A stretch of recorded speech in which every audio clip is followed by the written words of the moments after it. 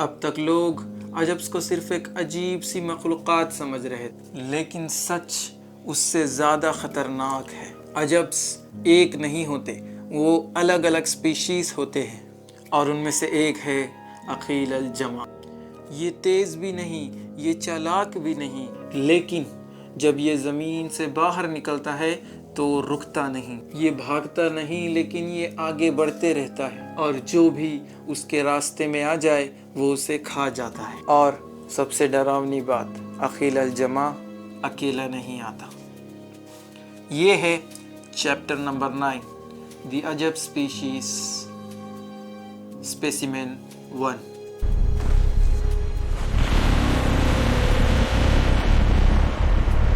आप सब लोगों का स्वागत है। मैं हूं आपका जुल्करनैन नैरेटर। आज हम कवर करने वाले हैं सीज़न 1 का एपिसोड 9। हमारा चैप्टर 9 का नाम है द अजब स्पीशीज़ स्पेसिमेन 1, अकील अल जमा।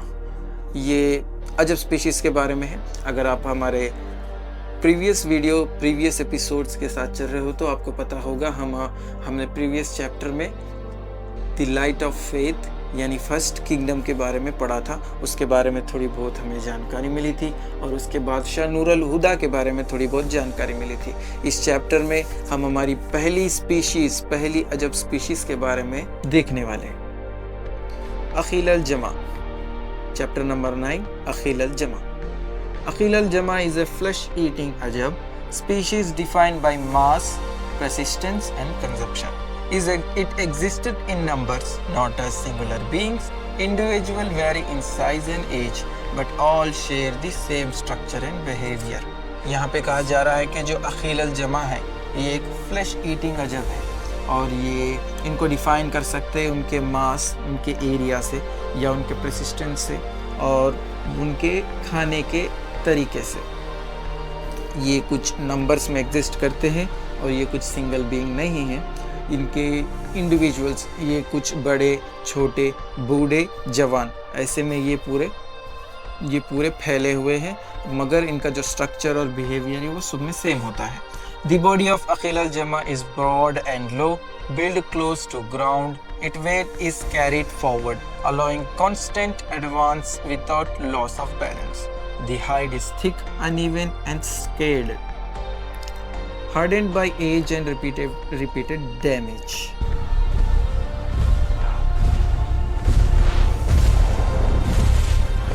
अब यहाँ पे कहा जा रहा है कि हमारा जो अकील अल जमा का शरीर है वो चौड़ा है, और वो ज़मीन के नीचे, जैसे मेंढक होते हैं ना, मेंढक के वैसा ज़मीन के नीचे रखकर चलता है, और इसका जो वेट है वो उसको फॉरवर्ड कैरी करता है। ये कांस्टेंट, मतलब ये चलते ही रहता है बिना किसी रोक के।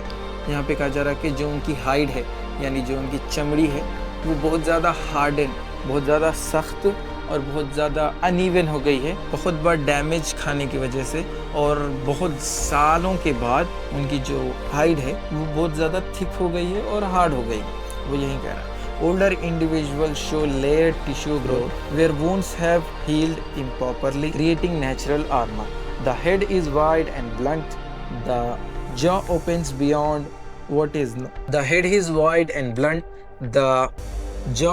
beyond what is normal for land creatures. Teeth are dense, uneven, and packed tightly, designed for crushing bones rather than cutting flesh. यहाँ पे बताया जा रहा है कि जो ओल्ड है, जो अकील अल जमा की स्पीशीज़ में जो बूढ़े हो गए हैं, वो स्लो होते हैं, उनको टिश्यू होने की बहुत ज़्यादा सालों के बाद हार्डन हो जाती है। वो यही कह रहे हैं यहाँ पे। और उनकी जो हीलिंग है, अब जैसे हमें कुछ बीमार लगता है तो हील होती है ना, तो उनमें हीलिंग भी इम्प्रॉपर है, और वो इम्प्रॉपर हीलिंग की वजह से उनका जो चमड़ी है वो एक नेचुरल आर्मर की तरह काम करती है, और वो डिज़ाइन हुए हैं कि उनकी जो बाइट फोर्स है इतना ज़्यादा है कि वो एक हड्डियों को क्रश कर सकते हैं। वो बताया जा रहा है rather than cutting flesh. Once the jaw closes, release is rare until pressure ends movement. Movements study Aqeel अल जमा do not rely on speed. It advances without pressure, adjusting direction slowly, persistently. अब यहाँ पे बताया जा रहा है कि एक बार अगर अकील अल जमा कुछ प्रे को पकड़ लिया तो वो छोड़ता ही नहीं, कुछ भी कर लो छोड़ता नहीं, बहुत ही रेयर मूवमेंट में ही छूट जाता है अपना जो टारगेट है। अगर अकील अल जमा उसको अपने जॉस में पकड़ लिया तो उसका छूटना इम्पॉसिबल है जब तक कि वो मर ना जाए। यहाँ वही कहा जा रहा है, turning required space but forward movement is motion is constant, pain response में minimal, damage does not alter direction unless the limits movement. अब अगर एक बार अखिल अल जमा चलना स्टार्ट करे, ये ना भागते हैं और ना ये बहुत ज़्यादा तेज़ है, बस ये कांस्टेंट अपने फेस में एक बार लग गए तो ये रुकते नहीं, कुछ भी हो बीच में कुछ भी हो ये चलते रहते हैं straight. The species feed on anything containing flesh, bone and blood. It does not select prey by size or resistance, living and dead matter or consumption without dissection। अब ये जो स्पीशीज है ये हर चीज़ को फीड करती है जिसमें फ्लैश, बोन्स और ब्लड हो। ये साइज, शेप या वो हमारे से लड़ रहे हैं ऐसा कुछ देखकर वो उन्हें हंट नहीं करते। उनमें फ्लैश, ब्लड और बोन्स है तो ख़त्म, उनको मार देने का, खा लेने का।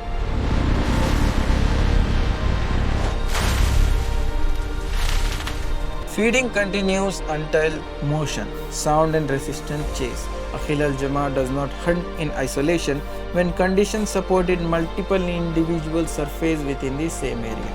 अब यहाँ पे कहा जा रहा है कि अखिल अल-जमा है वो आइसोलेशन में हंट नहीं करते, वो हंट करते हैं खुले वेदर में, और अगर वेदर कंडीशन या कुछ उनके कंडीशंस अगर सेम हो गए तो वो मल्टीपल इंडिविजुअल 3, 4, 5, 6 ऐसा निकल कर हंट करते हैं सेम एरिया में। They do not coordinate through signals, yet their movements pattern overlap. Concentration destruction where density is greatest. Young individuals are smaller, more mobile and surfaceless frequently.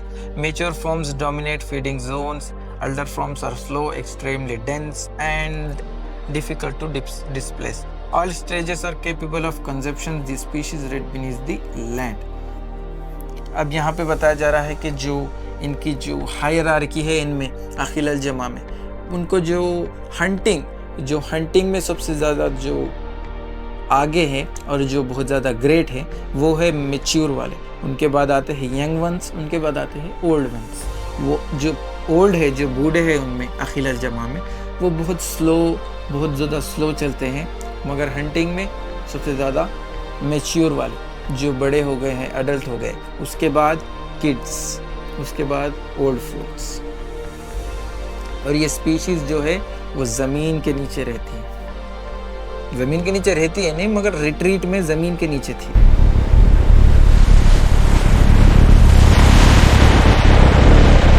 Individuals settle deep beneath soil and roots or stone. Long period of inactivity are normal। अब यहाँ पे कहा जा रहा है कि ये जो इंडिविजुअल्स है अखिल अल जमा के, वो ज़मीन के नीचे, झाड़ों के रूट्स के नीचे, डेजर्ट्स के नीचे, सिटीज़ के नीचे जाते हैं और बहुत ज़्यादा समय तक बिना कोई मूवमेंट के रह सकते हैं, वो नॉर्मल है इनमें। Rest does not weaken them, instead tissue density increase over time, making older individual heavier and harder to damage. अगर वो आराम कर रहे हैं इनका मतलब ये नहीं कि वो कमज़ोर हो रहे हैं। यहाँ पे ये बताया जा रहा है कि अगर वो आराम कर रहे हैं बहुत लॉन्ग पीरियड तक, जो बूढ़े हैं वो और ज़्यादा ख़तरनाक होते हैं, क्योंकि उनकी जो टिश्यू है वो हील होते रहता है और उनका नॉर्मल जो नेचुरल आर्मर, जो उनकी थिक हाइड है, वो एक नेचुरल आर्मर बन जाती है और वो जो पुराने जो बूढ़े हैं वो बहुत ज़्यादा डैमेज कर सकते हैं। Reproduction is slow, life span is long, the population remain stable rather than expanding. In case में रिप्रोडक्शन बहुत स्लो होता है और इनका जो लाइफ है, इनकी जो लाइफ स्पैन है वो बहुत ज़्यादा बड़ा होता है और इनका जो पॉपुलेशन है वो स्टेबल है। This balance allows the species to persist across eras without exhausting its environment. Akhil al-Jama does not exhaust territory through migration. It resurfaces, feeds, withdraws and rests. Again beneath the same ground, repeated surfacing in one region is common. अब ये जो अखिल अल-जमा है ये exhaust नहीं करते environment को, और जो अखिल अल-जमा है वो बीनीथ, इनका एक पैटर्न है, बाहर आते हैं, हंट करते हैं, फिर उसके बाद वो ही जगह पे आकर नीचे चले जाते हैं। ये इनमें नॉर्मल है, इससे ये एनवायरनमेंट को डैमेज नहीं करते और ये माइग्रेशन भी नहीं करते। जहाँ पे ये पैदा हो गए वहीं रहते हैं, माइग्रेशन का इनके पास कोई कॉन्सेप्ट नहीं है। The defined trait of species is not aggression, speed or intelligence. It is inevitable where flesh gathers long enough, akhil al-jama eventually follows.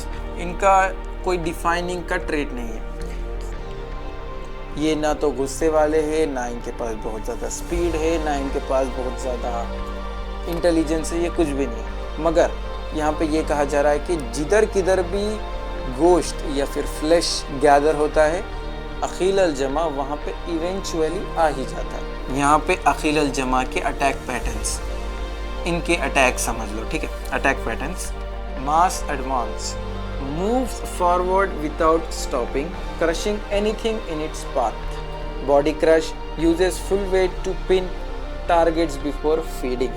Jaw clamp, locks onto flesh and bones until movement stops. Trample feed, continues forward while consuming fallen bodies.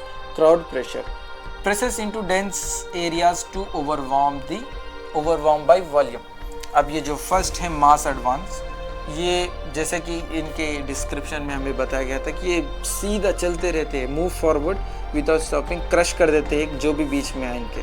पहला इनका attack pattern. दूसरा body crush, uses weight to pin targets before feeding, और ये अपना पूरा शरीर अपने target पे डाल देते हैं, फिर खाते हैं। बिफोर फीडिंग, खाने से पहले ये उनको पूरा दबा देते हैं, फिर खाते हैं। तीसरा वाला जॉ क्लैम्प, लॉक्स, ये अपना जो जॉ है वो अपने टारगेट के फ्लैश में लॉक कर देते हैं जब तक कि वो मर नहीं जाता, छोड़ते नहीं। ट्रैम्पल फीड, अगर इन crowd pressure into dense areas, अब अगर डेंस बहुत ज़्यादा लोग एक जगह जमा है तो वो वहाँ पर जाकर ओवरवेल्म कर देते हैं। यहाँ पे हमारा चैप्टर नंबर 9 द अजब स्पीशीज स्पेसिमेन 1 अखील अल-जमा का कंप्लीट होता है। इसके बाद हम अजब स्पीशीज़ 2, हमारा जो अजब स्पीशीज़ का दूसरी स्पीशीज़ के बारे में जानेंगे। फिर उसके बाद हमारा वॉर के चैप्टर्स स्टार्ट होने वाले हैं। मैं आपसे मिलता हूँ नेक्स्ट चैप्टर, हमारा सीज़न 1 का एपिसोड 10, चैप्टर नंबर 10 के साथ। आपका शुक्रिया, अगर आप हमारे साथ यहाँ तक जुड़े हुए हैं तो आपका शुक्रिया। इजाज़त दीजिए।